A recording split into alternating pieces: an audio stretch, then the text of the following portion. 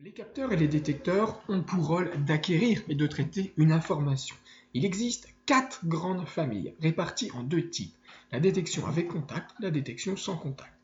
La première famille, les interrupteurs de position, donnent une information lors du contact avec l'objet. Avantage, être fiable, présenter une mise en œuvre simple et une grande résistance aux ambiances industrielles. Inconvénient, leur durée de vie.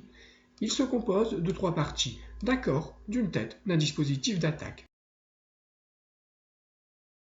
La deuxième famille, les détecteurs inductifs.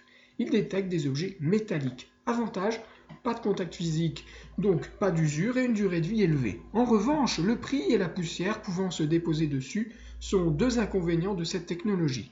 Voici un exemple d'utilisation que vous pouvez trouver dans la vie quotidienne, la borne escamotable.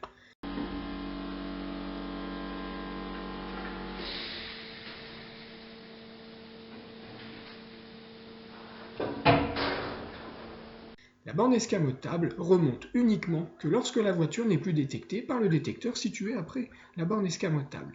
La troisième famille de détecteurs, les détecteurs capacitifs. Ils présentent l'avantage de détecter tout type d'objet. Ils sont couramment utilisés pour le contrôle de remplissage de cuves, de bouteilles ou encore de flacons. La quatrième famille, les détecteurs photoélectriques, très utilisés en milieu industriel et tertiaire, notamment dans le convoyage et la robotique. Avantage, détection de tous les matériaux, aussi bien sur une courte distance que longue. Inconvénient, le prix et la poussière qui peut endommager son fonctionnement. Cette technologie fonctionne sur le principe d'un faisceau lumineux. Lorsque celui-ci est coupé par un objet ou une personne, cela modifie la quantité de lumière reçue par le récepteur. La détection est alors effective. 3 types d'utilisation pour ce détecteur. La première en barrage. Un émetteur et un récepteur sont situés dans 2 boîtiers séparés. La détection peut se faire jusqu'à 30 mètres. La deuxième utilisation est le système proximité. L'émetteur et le récepteur sont regroupés dans un même boîtier. La détection peut s'effectuer jusqu'à 5 mètres. C'est le cas en début de convoyeur.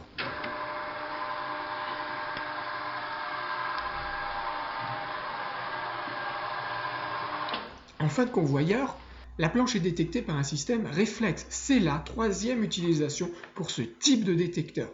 Émetteur et récepteur sont regroupés dans un même boîtier. La détection peut se faire jusqu'à 10 mètres.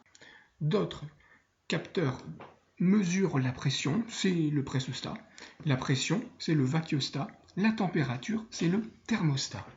Enfin, il existe aussi les capteurs à fibre optique qui fonctionnent sur le même principe que les détecteurs photoélectriques et les capteurs à ultrasons utilisés notamment pour le contrôle d'accès de zones dangereuses ou interdites.